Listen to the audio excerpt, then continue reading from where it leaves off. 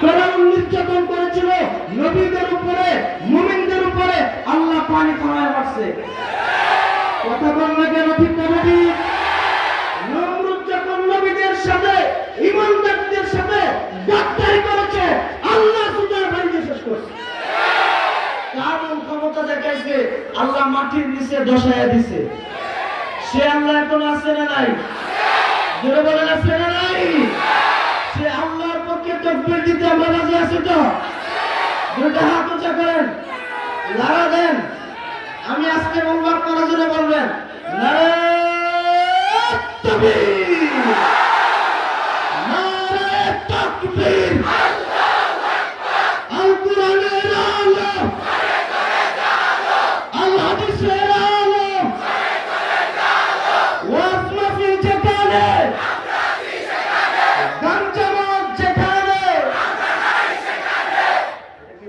দিনের কথা, দিনের কথা।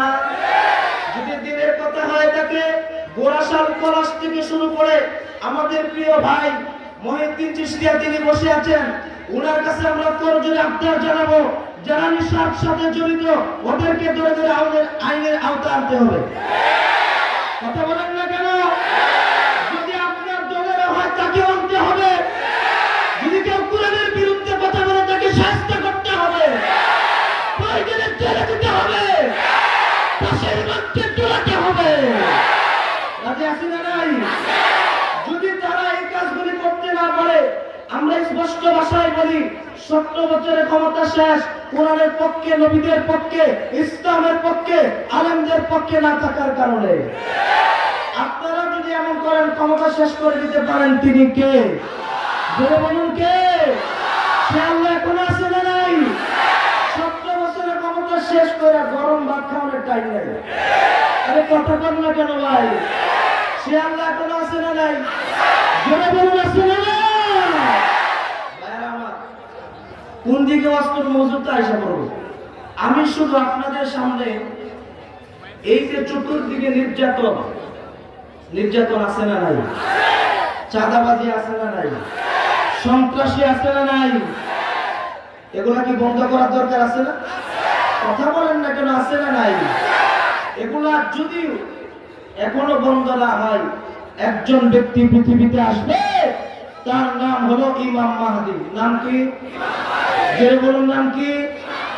আল্লাহ রাসূল সাল্লাল্লাহু আলাইহি ওয়াসাল্লাম ইমাম মাহদীর ব্যাপারে তিনি হাদিস শরীফের মধ্যে বলেছেন। আল্লাহ রাসূল বলেন, লা ইয়াযহাবুদ দুনিয়া হাত্তা ইয়াবআসাল্লাহু রাজুলাম মিন আহলি বাইতিহি ইউআতি ইসমুহু ইসমি ওয়া ইসমু আবি ইসমু আবি।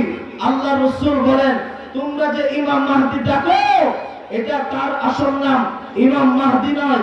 তার আসল নাম কি হবে? ইমাম মাহদী শব্দের অর্থ কি? ইমাম মাহদী শব্দের অর্থ হচ্ছে সুপথ প্রাপ্তকারী বান্দা, হেদায়েত প্রাপ্তকারী বান্দা। তাহলে ইমাম মাহদীর আসল নাম, আমাদের আসল নেতা, কিয়ামতের আগে পৃথিবীতে এসে যিনি জুলুম অন্ধকার দূর করে ন্যায় বিচার, সুবিচার কায়েম করবেন, সেই ব্যক্তির নাম জানার দরকার আমাদের আছে না? বলুন আছে না নাই? আল্লাহ রাসূল বলেছেন, তিনি বলেন তার নাম হবে, আমার বাবার নাম আব্দুল্লাহ, ইমাম মাহদীর বাবার নাম হবে আব্দুল্লাহ। সুবহানাল্লাহ বলেন। আল্লাহ রাসূল বলেন, আমার মায়ের নাম হলো আমিনা, ইমাম মাহদীর মায়ের নাম হবে আমিনা। আমার নাম হলো মুহাম্মদ, ইমাম মাহদী যে ব্যক্তিটা হবে তার নাম হবে আহমদ বা মুহাম্মদ। আল্লাহ পয়গম্বর বলে তার নাম হবে আহমদ ইবনে আব্দুল্লাহ বা মুহাম্মদ ইবনে আব্দুল্লাহ। এখন তিনি পৃথিবীতে ক্ষমতায় কিভাবে আসবেন? তিনি কি ভোটাভুটি করবেন, নির্বাচন করবেন, মারামারি করবেন, সন্ত্রাসী করবেন, জুলুম করবেন? না না, আল্লাহর পয়গম্বর তিনি ডাক দিয়া বলে, ও আমার উম্মতেরা শোনো, আল্লাহর পয়গম্বর বলে ইসলিহুল্লাহু ফি লাইলাতিন ওয়াহিদা।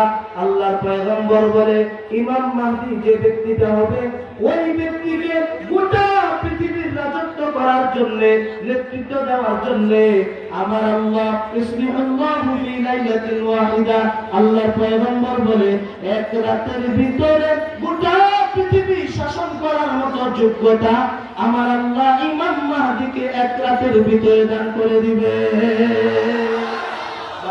আমি জানতে চাই, ইমানে আওয়াজ দিয়ে বলবেন, এক রাতের ভিতরে ক্ষমতা দেওয়ার মতো আল্লাহর সেই শক্তি আছে না নাই? ক্ষমতার মালিক কে? আরো জোরে বলুন কে? আল্লাহ বলেন তাবারাকাল্লাযী বিয়াদিহিল মুলকু ওয়া হুয়া আলা কুল্লি শাইইন কাদির।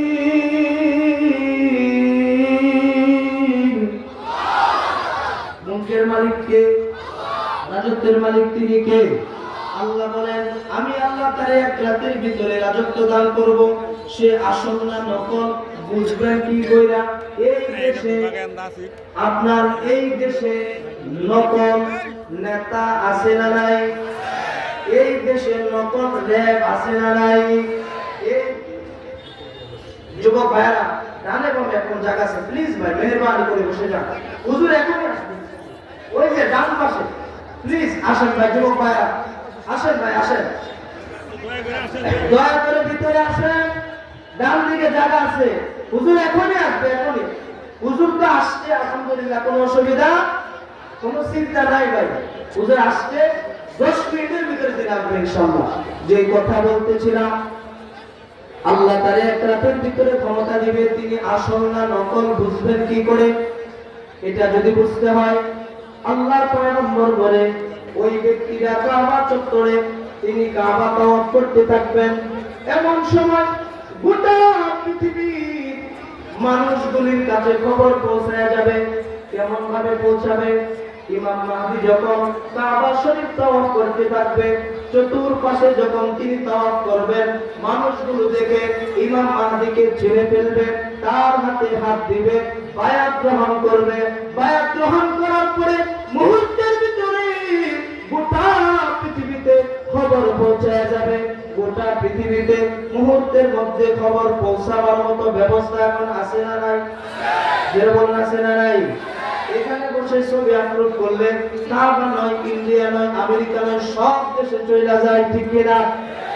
আমার ইমাম মাহদী রাতে যখন বায়াত গ্রহণ করবে, আর যখন ওই সময় আল্লাহ রাসূল বলেছেন সর্বপ্রথম খোরাসান, আফগানিস্তান, তাজিকিস্তান, উজবেকিস্তান সহ ওই অঞ্চলের মানুষগুলি কালো পতাকা নিয়ে ইমাম মাহদীর সৈন্য হওয়ার জন্য তারা দৌড়ায় আসতে থাকবে। সুবহানাল্লাহ। আমরা যদি বেঁচে থাকি কালো পতাকা নিয়ে ইমাম মাহদীর সৈন্য হওয়ার জন্য তৈরি আছি তো ইনশাআল্লাহ? আছি তো? ভাইরা আমার, তারা যখন দৌড়ায় আসবে ওই সময় মুনাফিক বেঈমান থাকবে কি থাকবে না?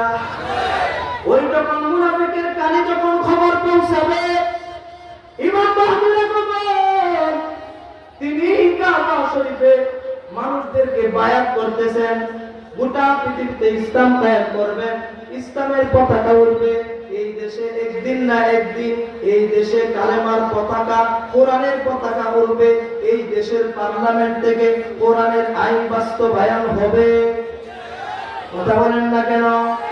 এই দেশটা এমন একটা দেশ, এই দেশের মধ্যে যে ৯২% মুসলমান, ওরা যখন কোরআন নিয়ে সংসদে যাবে, কোন চোর বাটপার যদি চুরি করে প্রকাশ্যে সংসদ ভবনের সামনে তাদের হাত কেটে দেওয়া হবে। আসতে বলেন কেন? এটার পক্ষে বুঝে আপনারা কথা কয় না নাই? ইমাম মাহদীর হাতে বায়াত গ্রহণ করবে ইমানদারেরা, বেঈমানেরা, গোটা বেঈমানরা একত্রিত হয়ে যাবে, হাতে হাত রাখবে। মুনাফিকরা একত্রিত হবে, ইহুদি খ্রিস্টান বৌদ্ধ নাসারা যারা আছে সবাই একত্রিত হয়ে যাবে। একত্রিত হয়ে ইমাম মাহদীকে হত্যা করবার জন্য তারা ষড়যন্ত্র করবে। আল্লাহর পয়গম্বর হাদিস শরীফের মধ্যে জানায় দিলেন, ওই বেঈমানরা যখন ইমাম মাহদীকে হত্যা করবার জন্য তারা যখন নাকি মক্কার পাশে বাইদা নামক উপত্যকায় আসবে, আল্লাহর হুকুমে আল্লাহ যেমন কারুনকে মাটির নিচে দশায় দিয়েছিল, আমার আল্লাহ রাব্বুল আলামিন ইমাম মাহদী বিরোধীদেরকে আমার আল্লাহ মাটির নিচে সে আল্লাহ দশায় দিবে। সে আল্লাহর ক্ষমতা আছে না? আজকে বলেন কেন আছে না নাই? ইমাম মাহদী তিনি পৃথিবীতে এসে কি করবেন? আল্লাহর পয়গম্বর বলেন ইমরাউল আরদু কিসতা ওয়া আদলা কামা মুলিআত যুলমান ওয়া জাওরা। আল্লাহর পয়গম্বর বলেন এখন যেমন ভাবে গোটা পৃথিবীতে যেমন বেইনসাফি পড়ে গেছে, অত্যাচার পড়ে গেছে, জুলুম পড়ে গেছে, ইমাম মাহদী আসার পরে তিনি পৃথিবীতে এসে মানুষদেরকে ন্যায় বিচার কায়েম করবেন, সুষ্ঠু বিচার তিনি কায়েম করবেন। আমার শেষ কথা বলি, ইমাম মাহদী আলাইহিস সালাতু ওয়াস সালাম ক্ষমতায় কতদিন থাকবেন? 41 সাল টার্গেট থাকবে না। আল্লাহর পয়গম্বর হাদিস শরীফের মধ্যে জানায় দিলেন ইয়ামনিকুল্লাহু সাবআ সিনিন ওয়া ফি রিওয়ায়াতিন উখরা 9 সিনিন। আল্লাহর পয়গম্বর বলেন ইমাম মাহদীকে আল্লাহ রাব্বুল আলামিন 9 বছর ক্ষমতা দিবেন। পক্ষান্তরে কেউ বলেছেন 7 বছর তিনি রাজত্ব করবেন। 7 বছর রাজত্ব করার পরে পৃথিবীর মানুষদের ঈমান নষ্ট করার জন্য, হরণ করার জন্য আল্লাহ রাব্বুল আলামিন পৃথিবীতে একজন ব্যক্তিকে পাঠাবেন, তার নাম হলো কালা দাজ্জাল। নাম কি? জোরে বলুন নাম কি? দাজ্জাল এটা শর্ট নাম। দাজ্জাল এটা কি নাম? তার পুরো নাম হলো মাসিহুদ দাজ্জাল। এখন ওই যে আপনারা দাঁড়ায় আছেন ভাই, বুঝতাছি না আমি বিষয়টা। বাপতাছেন হুজুরে আয় না না দেখে তারপরে বসবো, এটা করা ডানের জায়গা রয়ে গেছে। হুজুর আইছে, এই যেমন আয়া করছে, আসেন আসেন, পরে কিন্তু জায়গা পাবেন না। এই যে ডানে বামে কিছু জায়গা রয়ে গেছে, আপনারা আসেন। আমি কি আলোচনার সামনের দিকে করবো? কথা বলে না করবো? শুনবেন না? কারা কারা তুলেন? এই যে দেখেন অবশ্যই এটা শুনতো না, চাইলে যে নাকি করবো। ইমাম মাহদীর ক্ষমতা কতদিন থাকবে এবং কালা দাজ্জালের ক্ষমতা কিভাবে শেষ হবে, কিসের মাধ্যমে শেষ হবে, এই কথাটাকে আমি বলবো। ভাইরা আমার, ইমাম মাহদী তিনি 7 বছর রাজত্ব করার পরে মাসিহুদ দাজ্জালের আগমন ঘটবে। মাসি শব্দের অর্থ ব্যাখ্যা করেছেন ইমাম ফখরুদ্দিন রাজি রাহিমাহুল্লাহ। তিনি বলেন মাসি শব্দের অর্থ হলো মুছে দেওয়া। কি দেওয়া? মানে কানা দাজ্জালের এক চোখ কি থাকবে? মুসার মতো থাকবে। এই কপালে কাফ ফার ও কাফের লেখা থাকবে। কি লেখা থাকবে? কথা বলে কি লেখা থাকবে? ওই যে যুবক ভাই যারা এখন এই ভিন্ন স্টাইলে চুল কাটিং করে, মা বোন বিভিন্ন রূপে যারা গ্রুপ লাভ করে, বিভিন্ন এই অঙ্গ ভঙ্গ এগুলা করার জন্য মানুষের সামনে নিজেকে প্রদর্শন করে, এরা সবগুলি দাজ্জালের ফিতনায় পড়ে আছে। সবগুলি দাজ্জালের ফিতনায়। বিস্তারিত আলোচনা করব না, আমি শুধু কাজ দিচ্ছি আপনাদেরকে। তার ক্ষমতা হবে 7 বছর। মাসিহুদ দাজ্জাল আসবে। দাজ্জাল শব্দের অর্থ হলো তিনি খুবই ভয়ঙ্কর একটা প্রাণী, ভয়ঙ্কর মানুষ। ওই ব্যক্তিটা পৃথিবীতে এসে মানুষদের ঈমান ভয় করতে থাকবে, এসে বলবে আমাকে খোদা মানো। নাউজুবিল্লাহ, জোরে বলেন। আচ্ছা, আমাদের আল্লাহ ছাড়া আরো কি আমাদের কোনো খোদা আছে? কথা বলে না, খোদা আছে? কোন রব আছে? আল্লাহর পরে আমাদের আর কেউ নাই। ইমাম মাহদী আলাইহিস সালাতু ওয়াস সালাম পৃথিবীতে আসার পরে, দাজ্জাল আসার পরে মক্কা এবং মদিনা ছাড়া গোটা পৃথিবী সে ভ্রমণ করল। মক্কা এবং মদিনা ছাড়া ইমাম মাহদী আলাইহিস সালাতু ওয়াস সালাম তিনি কখন আসবেন আর তিনি এসে কি করবেন? আল্লাহর পয়গম্বর হাদিস শরীফের মধ্যে বলেন ইয়াখরুজু ফি আখিরি উম্মতি আল মাহদী, আমার উম্মতের শেষ জামানায় কিয়ামতের আগে আমার আল্লাহ ইমাম মাহদীকে পাঠাবেন। তিনি এসে কি করবেন? কোন অবস্থায় আসবেন? আল্লাহর পয়গম্বর বলে ইমাম মাহদী যখন আসবে গোটা পৃথিবীতে মুসলমানরা নির্যাতিত থাকবে, লাঞ্ছিত থাকবে, বঞ্চিত হবে। ওই লাঞ্ছিত বঞ্চিত দূর করে আল্লাহর জমিনে আল্লাহর দ্বীন কায়েম করার জন্য, আল্লাহর জমিনে কোরআনের পতাকা ওড়াবার জন্য, ইসলাম কায়েম করার জন্য আল্লাহ রাব্বুল আলামিন ইমাম মাহদীকে পাঠাবে। বলেন তো দেখি ওই সময় ইমাম মাহদীর সাথী হয়ে আল্লাহর জমিনে আল্লাহর কোরআনের পতাকা ওড়ুক আমরা চাই কি চাই না? জোরে বলুন, চাই কি চাই না? আল্লাহর জমিনে আল্লাহর কোরআনের পতাকা উড়বে, এটা বলতে কোনো অসুবিধা আছে নাকি? মুখে কষ্টিক লাগাইছেন, একটু আওয়াজ দিয়ে বলেন না, এই দেশে কোরআনের আইন পতাকা উড়বে কি উড়বে না? কোনো ভয় আছে?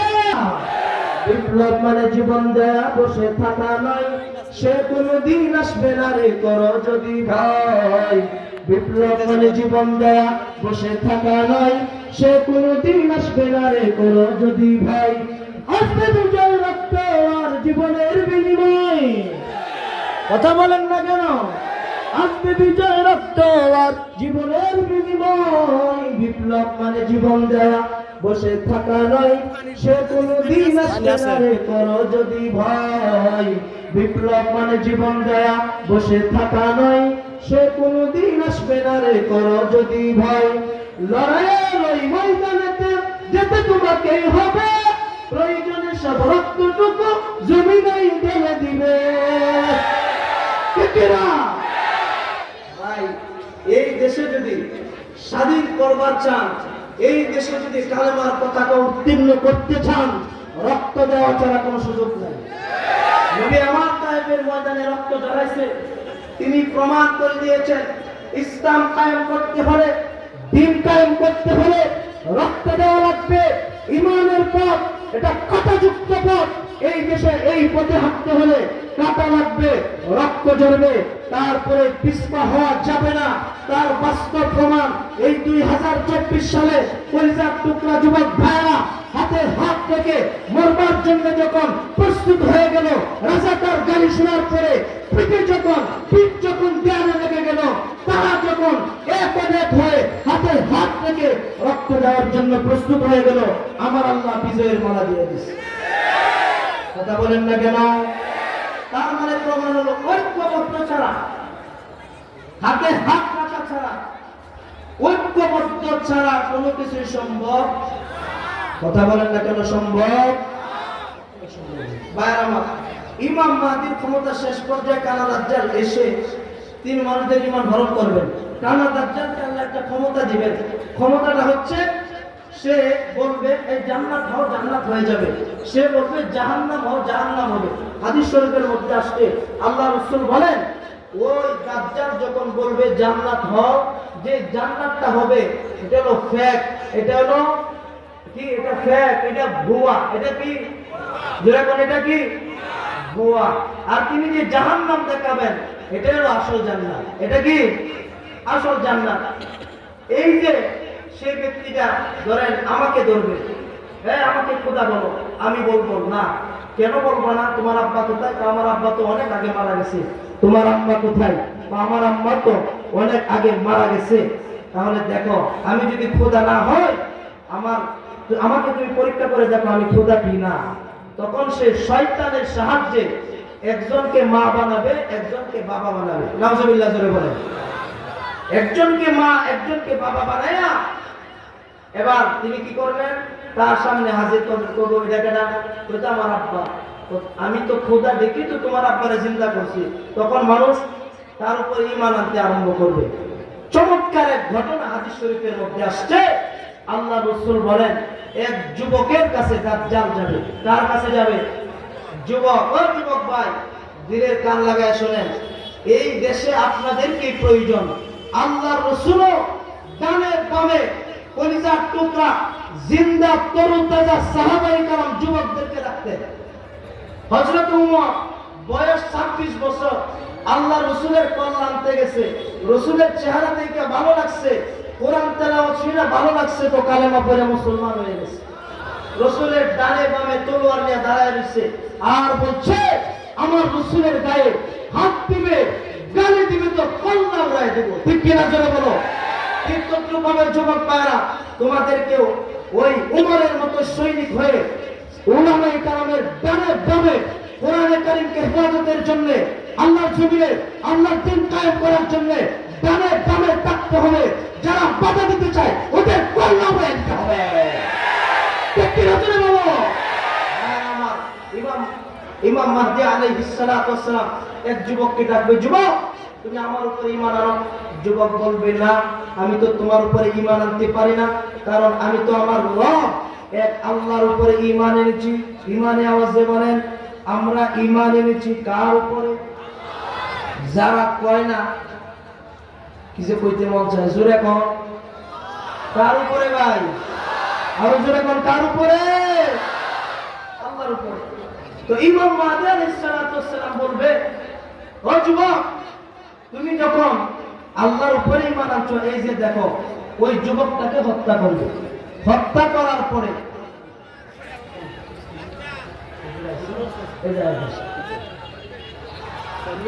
নারে তাকবীর, নারে তাকবীর।